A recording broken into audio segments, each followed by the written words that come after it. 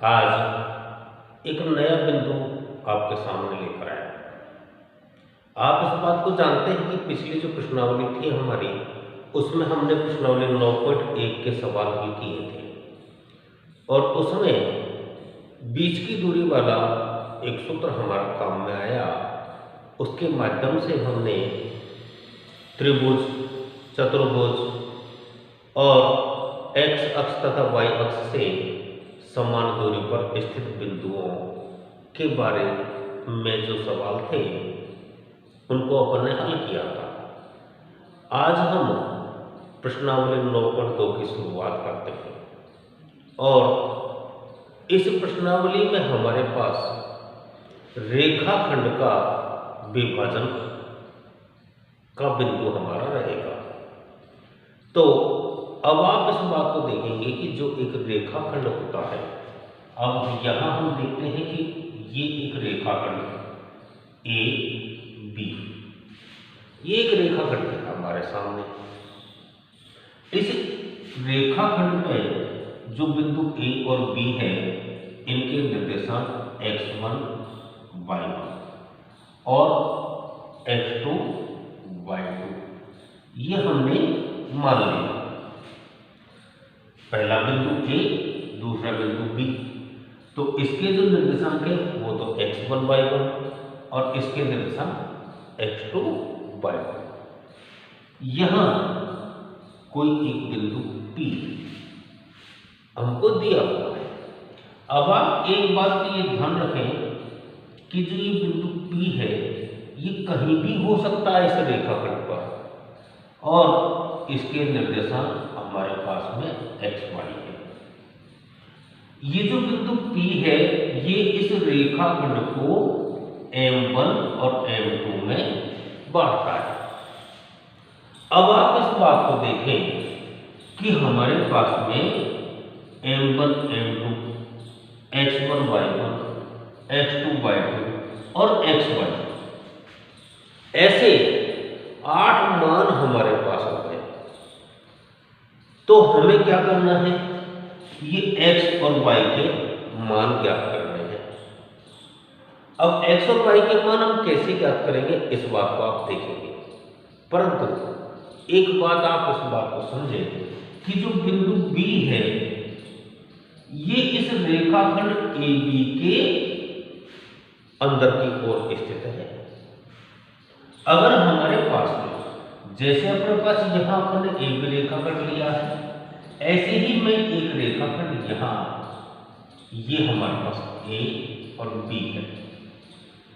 अब इस A और B में वही x1 y1 और x2 y2 ऐसे हमारे पास निर्देशांक है। इसमें ये कहता है कि जो बिंदु P है वो इस रेखाखंड के बाहर स्थित है। अब हम इस बात को जानते हैं कि जो बिंदु P है उसके निर्देशांक x y हम मानते हैं। और अब यहां एक बात और समझें कि जो बिंदु P है तो A से लेकर के और P तक की जो दूरी है उसको हमने M1 माना। तो यहां पर हमारे पास में ये M1 हो गया और B से लेकर के P तक की दूरी को हमने M2 माना। आपको समझ में आ रहा है? अब हमें क्या करना है, इस x y के मान ज्ञात करने हैं। तो यहां हम देख रहे हैं कि बिंदु P x A और B के अंदर की ओर स्थित है, इसलिए हम इसे कहते हैं अंतः विभाजन। अर्थात जो ये बिंदु है P, ये AB रेखाखंड को अंदर की ओर से बांट रहा है, इसलिए हम इसको अंतः विभाजन कहेंगे। अब हमें क्या करना है, x के निर्देशांक। अब हमको x जो है उसका मान ज्ञात करने के लिए एक सूत्र होता है m1 x2 plus m2 x1 बटा m1 प्लस m2। जैसे हमने x का मान ज्ञात किया वैसे ही हमको किसका ज्ञात करना है, y। और y ज्ञात करने के लिए हम क्या करेंगे, x के स्थान पर y लिखेंगे। तो ये हो जाएगा m1y2 प्लस m2y1 बटा m1 प्लस m2। अब जब अंदर की ओर बिंदु P होता है तो हम अंतर विभाजन के लिए सूत्र लगाते हैं। अगर ये बिंदु बाहर की ओर चला जाता है, आप समझिएगा कि यहां जो बिंदु हमारे पास P है ये बाहर की ओर स्थित है, इसलिए हम इसे बोलते हैं बाह्य विभाजन। अब जब बाह्य विभाजन होता है तब हमें x का मान ज्ञात करना है। तो x का मान के लिए जो सूत्र हमने यहां लिखे थे, सूत्र वैसे तो कैसे काम आएंगे, परंतु थोड़ा सा फर्क रहेगा। अब फर्क क्या है, आप देखो इसको। फर्क यह है कि जो प्लस थे हमारे पास में निशान, उनको हमको माइनस करना है, बस, और कहीं कोई अंतर नहीं है।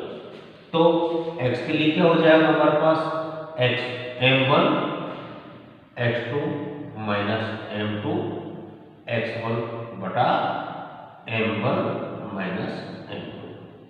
ऐसे y के लिए क्या हो जाएगा, m1 y2 minus m2 y1 बटा m1 माइनस m2। ऐसे हम अंतर विभाजन और बाह्य विभाजन का फॉर्मूला हमारा लगा लेते हैं। अब एक बात और बता देता हूं आपको, समझिएगा। मान लीजिए हमारे पास में क्या होगा, ए बी का मध्य बिंदु ये क्या है, P है। अर्थात दोनों के जो m1 m2 अनुपात है वो दोनों बराबर है, और जब बराबर होते हैं तो हम उसको एक एक मान लेते हैं। अब आप इस बात को देखें कि x और y का जब हम मान ज्ञात करेंगे तो क्या होगा, तो हम इस बात को देख रहे हैं कि मध्य बिंदु है तो ये अंतर विभाजन हो जाएगा, और जब ये मध्य बिंदु होगा तो मध्य बिंदु के लिए क्या हो जाएगा, देखिए x बराबर हो जाएगा x1 प्लस x2 बटा 2, और y के लिए हो जाएगा y1 प्लस y2 बटा 2। ऐसे हमारे पास में ये जो कुछ सूत्र आपको लिखे हैं वो काम आएंगे। अब हम हमारे प्रश्नावली की शुरुआत करते हैं। आप इन सूत्रों को अपनी नोटबुक में नोट करें और फिर सवालों को हल करेंगे। देखिए हमारा जो पहला सवाल है उसमें जो रखा है, उस बिंदु के निर्देशांक ज्ञात करो जो बिंदु 3, 5 और 7, 9 से जो मिलाने वाला रेखाखंड है उसको 2:3 के अनुपात में अंतः विभाजन करता है। अपनी सुविधा के लिए अपन एक लाइन, एक रेखाखंड हम डालते हैं। ये हमारा ए है, ये हमारा बी है। अब आप देखिएगा ए बिंदु हमारे पास 3, 5 और बी 7। यहां हमने हमारा बिंदु बी ले लिया, इसके निर्देशांक हमारे पास एक्स वाई हो गए, अनुपात ये हमारे पास 2:3 हो गया। अब हमने जो हमारा सवाल है उसको एक चित्र के माध्यम से जमा लिया। जब हमने चित्र के माध्यम से जमा लिया तो अब हम इसको हल कर लेते हैं। तो देखो यहां हमारे पास अपनी सुविधा के लिए क्या करेंगे हम, x1 का मान कितना है 3, y1 का मान कितना है 5, x2 का मान कितना है 7 और y2 का मान कितना है 9, m1 का मान कितना है 2 और m2 का मान कितना है 3। ये अपन ने इस पर लिख लिया। अब क्या करना है, x का सूत्र, तो x का सूत्र हो जाएगा हमारे पास m1 x2 plus m2 x1 बटा m1 प्लस m2। देखिए जो मान हमारे पास दिए हैं हम इस सवाल के अंदर को जमा लेंगे। अब जमाओ, m1 का मान कितना है 2 गुणा x2 का मान 7 प्लस 3 गुणा 3 बटा 2 प्लस 3। देखो कितना हो जाएगा, 2 सत्ते 14 और 3 3 9 बटा 5 बराबर 23 बटा 5। अब जैसे हमने x का मान ज्ञात किया वैसे ही हमको क्या करना है, y का करना है। अब y के लिए सूत्र लिखेंगे m1 y2 plus m2 y1 बटा m1 प्लस m2। तो क्या होगा, m1 का मान कितना है 2 गुणा 9 प्लस 3 गुणा 5 बटा 2 प्लस 3। हल कर देते हैं तो हमारे पास क्या आ जाएगा, 9 दूनी 18 प्लस 5 दिया 15 बटा 2 प्लस 3 इक्वल टू 5। समझ में आया। अब क्या करना, इन दोनों को हमको प्लस करना है, तो कितना हो गया 18 और 15 33 बटा 5। अब आप देखिए x का भी मान आ गया और y का भी मान आ गया, जो हमारे पास नहीं था प्राप्त हो गया। तो हमारे पास में क्या हो जाएगा, बिंदु P के निर्देशांक कितने हो जाएंगे, लिख देंगे 23 बटा 5 और 33 बटा 5। ऐसे हम हमारे सवाल को हल करते हैं। और एक बार देख लीजिएगा, हमारे पास जो सवाल दिया था उसके माध्यम से हमने क्या किया, एक चित्र बनाया, रेखाखंड खींचा, उसमें निर्देशांक लिखे और उन निर्देशांकों को हमने अपनी सुविधा के लिए यहाँ जमा लिया। जमाने के बाद हमें पता है कि x का मान चाहिए, तो हमने x का सूत्र लगाया और जो सूत्र के माध्यम से जो मान हमको चाहिए थे हमने उनको इसमें जमा लिया। और जमाने के बाद जैसे निशान हमारे सामने हैं उसके अनुसार से हम इसको हल करते हैं। जैसे x का ज्ञात किया है उसी प्रकार से हमने किसका ज्ञात किया है, y का। पहले सूत्र लगे, लिखने के बाद हमने उसके मान रखे और जैसा निशान है वैसे इसको हल किया, तो हमारे पास बिंदु P के निर्देशांक हमको प्राप्त हो गए। अब दूसरा सवाल हम करते हैं। इस सवाल के अंदर हमारे सामने उस बिंदु के निर्देशांक ज्ञात करने हैं जो बिंदुओं 5, -2 और -1 से 1/2 4 से मिलाने वाले रेखाखंड को 7:9 में बाह्य विभाजन करता है। जो हमारा सवाल नंबर 1 था उसमें हमने अंतर विभाजन का किया और यहाँ हमारे पास बाह्य विभाजन आ जाता है, तो हमें कोई आपत्ति नहीं है, हम इस सवाल को आसानी से हल करेंगे। देखिए थोड़ा सा इसमें एक बात ध्यान रखना है कि यहाँ हमारे पास A बिंदु है और ये B बिंदु है। A के निर्देशांक हमारे पास 5 और -2 है और B के निर्देशांक -1 से 1/2 और 4 है।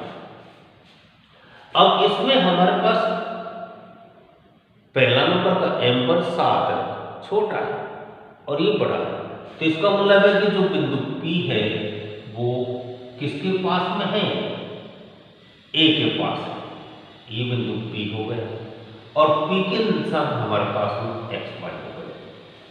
अब आप इस बात को देख रहे हैं कि AP का जो मान है वो तो गया 7 और BP का जो मान है वो गया 9। अब हम यहाँ लिख लेते हैं इसको, ये हमारा हल। तो m1 का मान कितना है 7 और m2 का मान कितना है 9। x1 का मान कितना है 5 और x2 का जो मान है इसको अपन भिन्न रूप में कर लेते हैं। तो 2 एकम 2, 2 और 1 3, माइनस का 3/2 हो गया। y1 का मान कितना माइनस का 2 और y2 का मान कितना है 4। ऐसे हमने इनको मानों को जमा लिया। अब ये कह रहा है कि बाह्य विभाजन है। जब बाह्य विभाजन होगा तो हमको क्या करना पड़ेगा, आप सोचें। बाह्य विभाजन के लिए हम इसमें सूत्र लिख लेते हैं, बाह्य विभाजन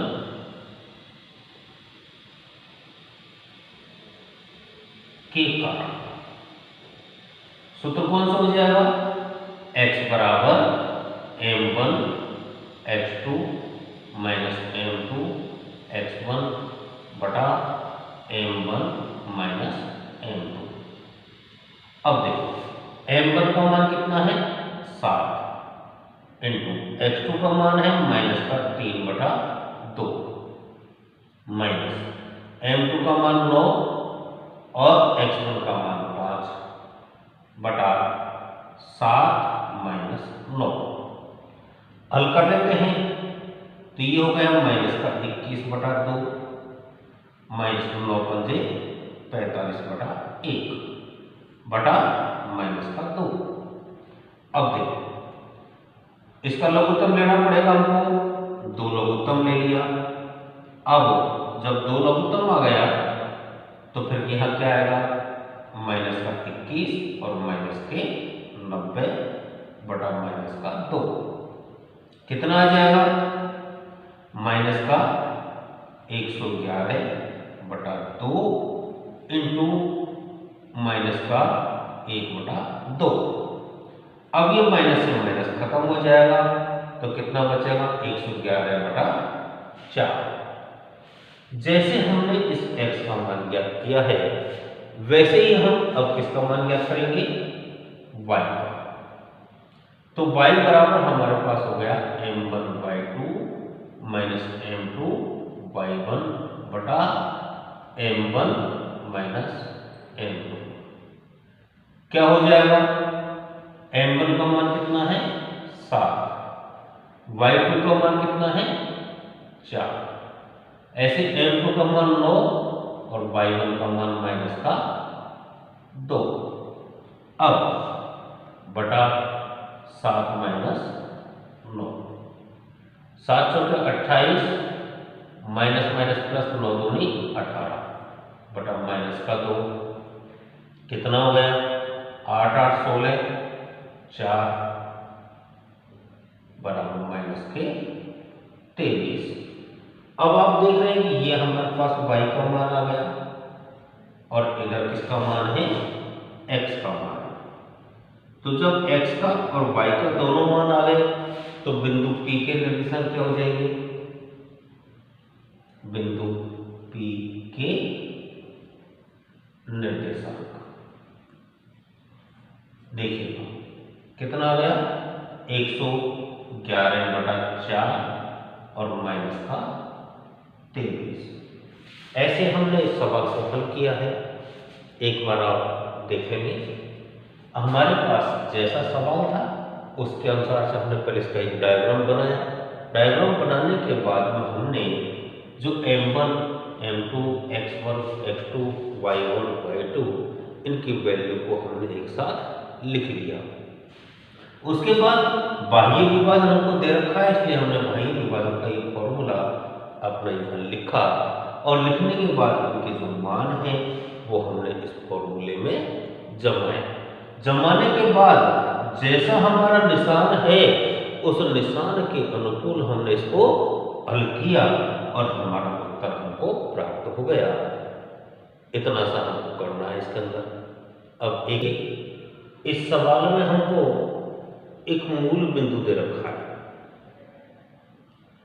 और 2 बिंदु और दे रखे हैं ए और बी। ये कहता है कि मूल बिंदुओं ए और बी को मिलाने वाले रेखाखंड को 1:3 के अनुपात में अंतः विभाजन करता है। ये बात हमको सिद्ध करनी है। अब सिद्ध करने के लिए हमें क्या चाहिए? देखिए, सबसे पहली बात हमने यहाँ ए और बी, अब ए के निर्देशांक है 1 और -3, बी के हैं -3 और 9। यहाँ पर कोई बिंदु P हमको O ये दे रखा है और O के निर्देशांक हमेशा 0 0 होते हैं। मूल बिंदु के निर्देशांक हमेशा 0 0 होते हैं। अब आप इस बात को समझें कि ये जो O बिंदु है इसके निर्देशांक हमको दे रखे हैं। हमें क्या करना है? M1 और M2 यूं मान लीजिएगा कि ये हमको दे नहीं रखा है, तो हम आसानी से इसको ज्ञात कर सकते हैं। हम क्या करेंगे? देखिए, हमारे पास में M1 का मान तो कितना 1 और M2 का मान कितना है 3, X1 का मान कितना है 1 और X2 का मान है -3, Y1 का मान -3 और Y2 का मान 9, ये हमको दे रखा है। तो अब हम क्या करेंगे? सबसे पहले अंतः विभाजन से, तो ये अंतः विभाजन से हम क्या करेंगे? M1 और M2 का मान सिद्ध करेंगे। तो X बराबर क्या होता है? M1 X2 plus M2 X1 बटा M1 प्लस M2। देखो, हम इनके मान रख लेते हैं।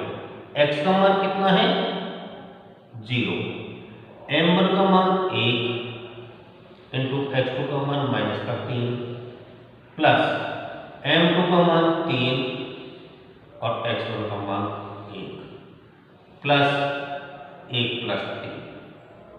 अब अगर ये बराबर हो जाता है तो ये संतुष्ट हो जाएगा। कितना हो गया? -3 प्लस 3 बटा 4, तो ये 0 बटा 4 और जब 0 बटा 4 का मान होता है 0। जैसे हमने x को संतुष्ट किया है वैसे हम इसमें y को संतुष्ट कर सकते हैं। तो M1 y2 plus M2 y1 बटा M1 प्लस M2 क्या होगा? मान रखना है। तो 0 बराबर 1 इंटू 9 प्लस 3 इंटू -3 बटा 1 प्लस 3।